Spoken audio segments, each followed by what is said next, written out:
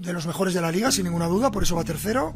Para nosotros mañana es un partido de todo o nada, o seguir en la competición o quedar eliminados. Por eso representa este partido una final.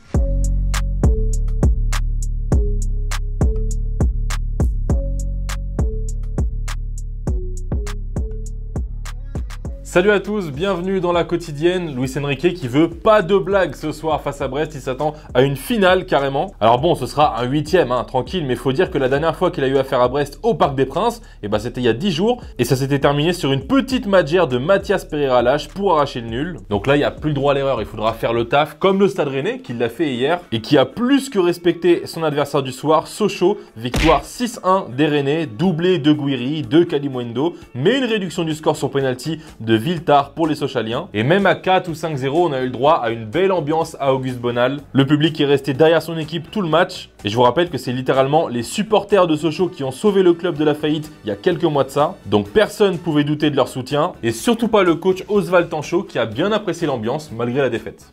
Ce soir, il y a une vraie publicité pour la Coupe de France et pour les valeurs de la Coupe de France ce soir parce qu'il y a une équipe qui a fait preuve d'un très grand professionnalisme, en plus de sa qualité footballistique qui est évidente. Et puis il y a des publics, des gens qui se respectent, donc on est souvent en train de stigmatiser les attitudes et les excès en tout genre qu'il peut y avoir dans les tribunes. Ce soir c'était la fête du football, même si on est très triste de sortir. Et d'ailleurs, hier, je vous demandais quel club allait gagner la Coupe de France selon vous. Et vous étiez pas mal à me parler de Rennes, comme toi, Frexio, tu les vois bien gagner comme en 2019 avec le bon retour de Julien Stéphan. Mais pour toi, Lililou, c'est le PSG qui la gagnera. Mais tu penses aussi à Nice qui est très costaud cette saison. Pourquoi pas?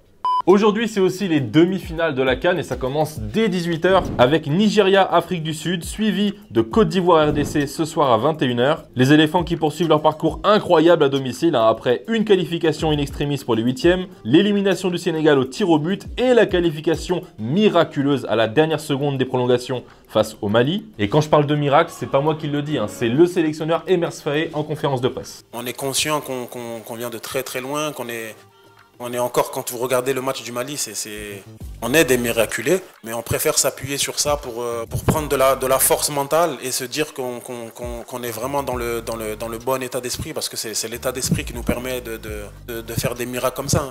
Un petit mot sur la Coupe d'Asie puisqu'on a assisté à un tremblement de terre hier avec l'élimination de la Corée du Sud de Heung-min Son en demi-finale face à la Jordanie, une défaite 2-0. Bon, les fans de Tottenham, arrêtez de sourire, je sais que vous êtes contents de récupérer Son pour ce week-end, mais il n'y aura pas de finale pour la Corée qui était quand même grande favorite. Et regardez les deux golassos de la Jordanie s'il vous plaît. Le premier est signé Yazan Al-Naïmat, c'est propre. Mais alors que dire du second inscrit par le Montpellierin, Moussa Altamari, c'est du Léo Messi.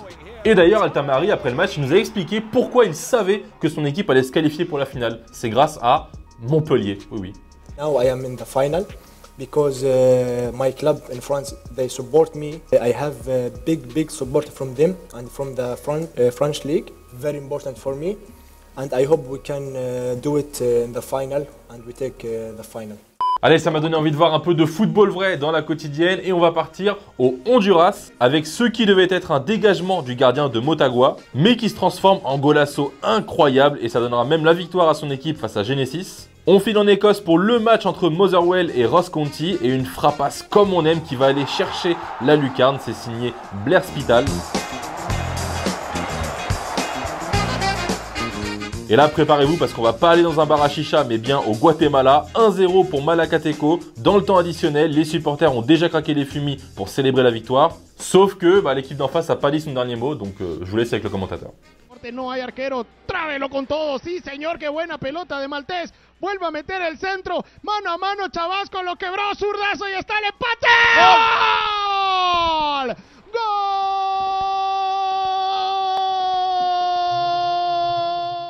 Et hier, qui est-ce qui jouait aussi? La seule équipe encore invaincue dans les 5 grands championnats, le Bayer Leverkusen, évidemment. Encore une victoire pour les hommes de Xabi Alonso, cette fois-ci en quart de finale de la Coupe d'Allemagne face à Stuttgart. Et il faut qu'on en parle, parce que les travaux du Bayer cette saison, c'est juste colossal. 30 matchs consécutifs sans défaite, leader de Bundesliga devant le Bayern Munich. Mais justement, ce week-end, c'est le choc en Allemagne. Le Bayern Munich se déplacera à Leverkusen, mais pour Xabi Alonso, il n'y a pas de souci. Lui, il est serein, tout est dans le mental. Jetzt über das Samstag, über Bayern. Wir brauchen ein bisschen morgen zu erholen, aber von Donnerstag wir vorbereiten. Manchmal ist es wichtiger die Kopf als die Beine. Und jetzt die Kopf ist sehr stark. Petite info qui fait bien plaisir pour cet été, en tout cas moi ça me régale, on assistera à la Coupe du Monde des plus de 35 ans. C'est une initiative d'un groupe d'anciens joueurs, l'Elite Players Group, et ça concernera uniquement les 8 pays vainqueurs d'une Coupe du Monde, le Brésil, l'Allemagne, l'Italie, l'Argentine, la France, l'Uruguay, l'Angleterre et l'Espagne.